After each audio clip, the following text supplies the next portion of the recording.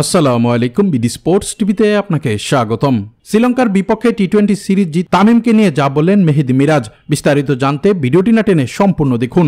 জিতলে সিরিজ নিশ্চিত, হারলে সিরিজ হাতছাড়া, এমন কঠিন সমীকরণের ম্যাচে অবিশ্বাস্য পারফরমেন্স করেছেন অফ স্পিনার শেখ মেহেদী হাসান। তার ঘূর্ণি বলে বিভ্রান্ত হয়ে 20 ওভারে 7 উইকেট হারিয়ে 132 রান করে শ্রীলঙ্কা। মেহেদী হাসান মিরাজ 4 ওভারে হাত ঘুরিয়ে 11 রান খরচায় নিয়েছেন 4টি উইকেট। এদিকে টসে জিতে ব্যাট করতে নেমে শ্রীলঙ্কা প্রথম ওভারে কুশল মেন্ডিসকে ফিরিয়ে বাংলাদেশকে ব্রেক থ্রু এনে দেন শরীফুল ইসলাম। এতে দলীয় 34 রানে 3 উইকেট হারানোর পর উইকেটে এসে দলের হাল ধরার চেষ্টা করেন লঙ্কান অধিনায়ক চারিত আসালাঙ্কা।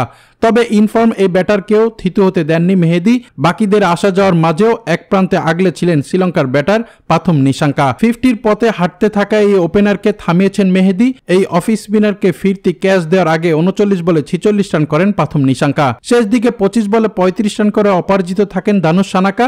এতে 133 রানের লক্ষ্য পায় লঙ্কা বাহিনী। অন্যদিকে বাংলাদেশি বোলারদের মধ্যে 4 উইকেট শিকার করে ভালোই অবস্থান তৈরি করেন শেখ মেহেদী হাসান।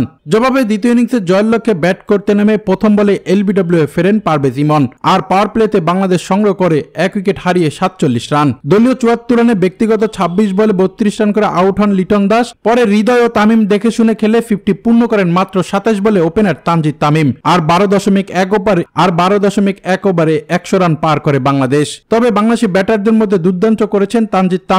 এ ব্যাটার 44 বল খেলে 73 রান করে এখনো অপরাজিত রয়েছেন। যদিও শেষ 34 বলে 15 রানের প্রয়োজন থাকলে যা অনায়াসে নেয় তানজিদ তামিম ও তাওহিদ হৃদয়। এই দুই ব্যাটারের মাধ্যমে 20 ব্যবধানে জয় নিয়ে মাঠ ছাড়ে বাংলাদেশ। এতে 3 ম্যাচে টি-20 সিরিজে 2-1 ব্যবধানে সিরিজ জিতল বাংলাদেশ। অন্যদিকে ওডিআই এবং টেস্ট হারলেও টি-20 সিরিজ জিতে বাংলাদেশেই মাঠে ফিরতে হচ্ছে টাইগারদের। দর্শক, এই ছিল খেলাধুলার আপডেট। পরবর্তী আপডেট সবার আগে পেতে চ্যানেলটি সাবস্ক্রাইব করে সঙ্গেই থাকুন।